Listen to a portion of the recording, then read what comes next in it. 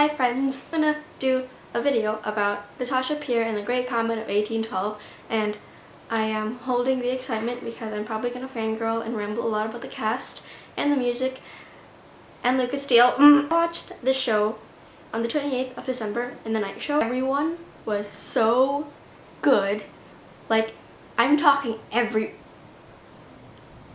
I started listening to the Great Comet because I found out about Philippa Sue and found out how good of a person and just amazing she is. She's literally my mom. You walk into the theater, you see is just amazingness in one thing, because that's literally the show and the set. I sat in the mezzanine. I sat in the second row. Pretty clear view of everything, so you can look side to side. There's the stairs leading up to the front mezzanine, since legit the stage is literally everywhere. There isn't officially like a stage, but it's just the coolest thing in the world. The people who are sitting on the stage, I didn't get stage tickets yet. I know. I was about to get banquet tickets, but I was a bit confused like for their seat numbers. And yes, I know there are seat numbers. I'm just too dumb to realize that. But yeah, if I get to watch it next time, I need table tickets. Really cool comets or chandeliers are hanging up from the ceiling, and it's just so aesthetically pleasing to just like look around. Okay, for a good 10 minutes I was like looking around and like just taking it all in because I can't process it when I went in. It feels so surreal. Comparing with Hamilton, these tickets are pretty affordable. They're not even up to $500 for front mezzanine tickets. And the thing with the Imperial now, which is Comet, there aren't really any bad views since the stage is everywhere, and according to a lot of people and me, since I kind of walked around the place a bit. A few minutes before everything starts, the cast actually just comes out, and like I think they say hello in Russian. I don't know Russian, I'm sorry, but they just say hello in Russian. And Gelzy Bell, who is the original Princess Mary, wasn't on, so Courtney Bassett, who is just the cutest and most amazing human being ever, was on as Princess Mary, and she was just so good. Okay, no, the word bad is nothing associated with the Great Comet because everything is just so good about it. Like, everything is just so good about it. No bad words. And the cast comes out and they give us dumplings. We're in this little box. And for our part, it was an ensemble member. It was Heath. He makes really cool letters. His drawings are really cool on Twitter. And like, he like throws them to the audience, and they say go to the middle page and turn go 3 pages back and you find a family tree. It's not legit like the family who's like all related, but more like a family tree of like what's going on in the show.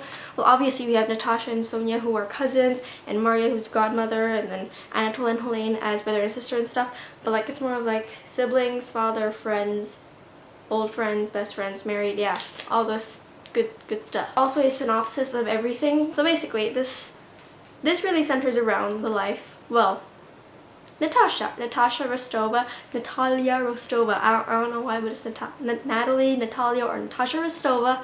And in the beginning, there's a war going on out there somewhere, and Andre isn't here. Andre, who is Natasha's fiance, is going to war. Andre's going to war, and Natasha's left with Sonia and her godmother, Maria Dmitrievna. I was like, right? No, okay, I'm sorry. And then we also meet up with old Prince Bolkonsky and Princess Mary, who is basically Andre's family. So Princess Mary is siblings with Andre, and old Prince Bolkonsky is Princess Mary's and Prince Andre's father. Natasha doesn't really like old Prince Bolkonsky nor Princess Mary. From the first glance, I do not like Princess Mary. Too plain and affected. Okay, I'm sorry. And Princess Mary also doesn't like Natasha very much. The opera happens. They meet up with Anatole Karagin. Not to mention, Lucas Steele's entrance is the best thing I've ever seen in the world. Basically, when Natasha and Anatole start meeting and they start talking, and then they both start liking each other since Anatole is hot. He spends his money on women and wine. We meet Helene. Charming, Okay, Amber Gray can sing Charming millions of times to me and I will never get bored. Helene invites Natasha then to a ball where they meet up with Anatole and then they start making out in the end, and that's really it. Natasha decides to love Anatole and shit starts happening then on. About Act 2. The first track, Letters. Oh my god, it's legit, it's such a good track. And Pearl, who is actually one of the ensemble, gave me a letter. Proud to have one. Will remain in my possession forever. Natasha refuses Andre, so they end up not getting married in the end. She writes a letter to Princess Mary saying she doesn't really want Andre, or refuses Andre. Natasha and Anatole, they basically plan to do an elopement, which they basically escaped to Poland, I think. Sonia finds out about their relationship, and basically Natasha and Anatole practically known each other for 3 days, since according to Sonia. In the opera, Maria tells Natasha to stay away from Helene. I don't think they're really fond of the Kuragins or Helene or Anatole since siblings. Yeah. Natasha, who gets really mad, and Danae Benton's vocals in Sonia and Natasha is just on point, and the way she says I hate you, I hate you. Okay, she gets mad and like screams and sings at the same time. How is that possible? Sonia sings an amazing song called Sonia Alone, since Natasha just starts saying you're my enemy. It's a very touching song, and Britton Ashford deserves a Tony Award. That's the truth. Great Comet deserves the Best Musical Tony Award. I love Dolokhov's part in preparations. Then we have Bulaga, who is the Troika driver. The Troika driver is basically related to Natasha's elopement, since they're gonna escape to Poland and stuff. We have the Abduction, which has an amazing ass dance number. Okay, so I threw my playbill, I know, I'm sorry, but the dance number. Everyone is jumping and screaming and dancing and playing the violin, the clarinet, the flute. I don't know, I think I saw a flute before. Accordion, guitars, and they're like dancing, and like it's the most beautiful thing you will ever see or ever saw if you watch The Great Comet live. Oh my god. I don't have the proper words to say how good the dance number was. And there was a part where the dance number ends and everyone was so tired and lying on the floor, and I was just clapping, screaming in my mind. I was crying. Maria's house to kidnap Natasha, obviously. But then Grace Mclean as Maria slayed it all by singing In My House. So basically Anatole tries to go in the house to take Natasha away, but then Maria stops him. She just says, "You may not enter my house, you scoundrel." And basically, the amazing Grace Mclean sings A Call to Pierre and In My House. And how do you scream and sing at the same time? It's about how technically we do that. I don't know, man. How do you scream and then sing? As a fellow opera singer, I just am curious. You just know how to do it. Because I'm telling you, I was like, hey, that's... Natasha gets all very moody and screams, gets very mad at Sonia and Maria, since obviously she's confirmed that she's madly in love with Anatole, and Anatole loves her back, truthfully, even though he's not, because he's already married. Basically, Maria needs help from Pierre, since Pierre is married to Helene. I did not say that. Yeah, Pierre is married to Helene. They're not in love. Maria wants Anatole gone. We have the track Find Anatole and Pierre and Anatole, or Anatole and Pierre. Natasha ends up poisoning herself, since Pierre tells Maria, oh, Anatole's already married. Maria finds out and tells Natasha, and Natasha says, I don't believe you. All hell breaks loose from that point. No, actually, it broke loose a few points ago. Hell breaks loose in this show. That's basically really it. Anatole leaves Moscow. I'm sorry. And then Pierre and Natasha meet up. And that was such a good moment. Pierre and Natasha is such a good song. It's so touching. And one point that really touched me was when Natasha literally wants to kill herself, because you're in a state when you just poison yourself, and finding out that the guy you want to marry is already married, and you refuse the guy who wants to marry you. Yeah, sad life right there. Sad life. And Pierre says, you have your whole life ahead of you. And that was so touching. I'm so sorry, I skipped a song. It's called Pierre and Andre. We get to actually see Andre, like actually get to see him sing here. Nicholas Belton as Andre.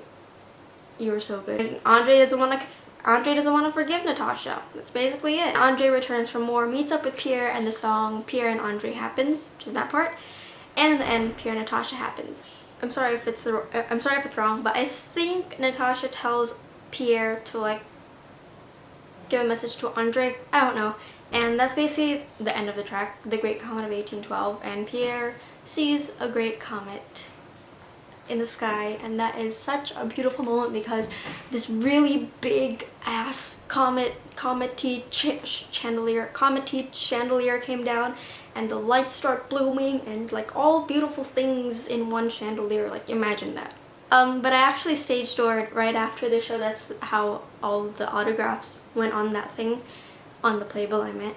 But everyone was the sweetest. You have no idea how much I love the cast, like everyone in it. I gave Nick, Lucas, Danae, and Britton, who is Sonia, the prologue art thing. I wanted to give Amber, who's Helene, my Helene drawing, but I don't think she ever comes out. And I feel so bad for not doing Marya yet. I literally did all these drawings the night before I staged door, so that's why I couldn't do one for Dolokhov, Marya, Balaga. I feel very bad now. I'm probably gonna draw them and post it on Twitter, and hopefully they notice it. Let's start off with the beautiful Danae Benton, because honestly, she is the most innocent and sweetest pie I can ever find.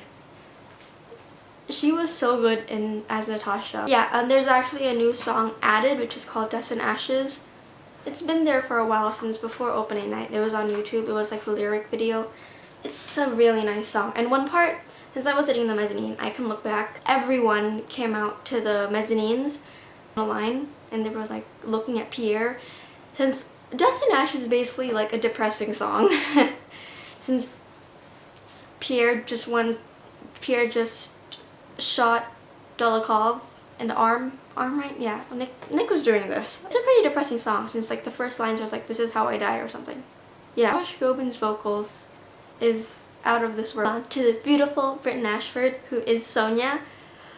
I love her indie accent. It honestly completes and fills my heart with joy, because hearing her sing Sunday Morning, I'm gonna call everyone the most sweetest person here. That's a fact. But Lucas Steele is the most sweetest human being you can ever find in this world, and he deserves more love. I gave him the drawing and I said, "This is for you." Britton actually also noticed and realized who I was, and she noticed my drawing. Lucas also did. I don't know if Danae did. Danae never noticed me on Twitter. No, I don't think so. But she also really liked the drawing. And he basically like just said, "Oh, you're the person who drew this? You're so young." You were amazing as Anatole, and I have no words to say how amazing you are, because you're legit the most badass, amazing. I said amazing. Oh, you're legit such a nice person, and you're really cool. I have a lot of Broadway daddies. Nick stage doored, I think, quite a lot. Since 3 times I've stage doored, he came out all 3 times, and he was so sweet. And I gave him the drawing, and he said it was really cool, and he actually like took a good 5 seconds to look at everything.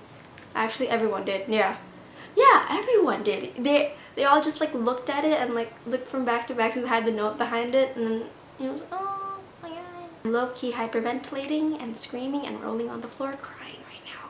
But yeah, he was such a nice person and such a fun guy to be around with. To the health of married women and their lovers. Madly in love with that Dolokhov line. I'm not kidding. Moving on to Amber Gray, who is Helene. So good. I don't have the perfect words to describe it, but she honestly was so good as Helene. Like the character. I love Helene so much. I don't know why, but I have a thing for Helene, and that thing has been there ever since I listened to Charming. I am in love with Helene's fur cloak in the beginning of Charming. Like, you have no idea how much I want to wear that right now. Nicholas Belton as Andre.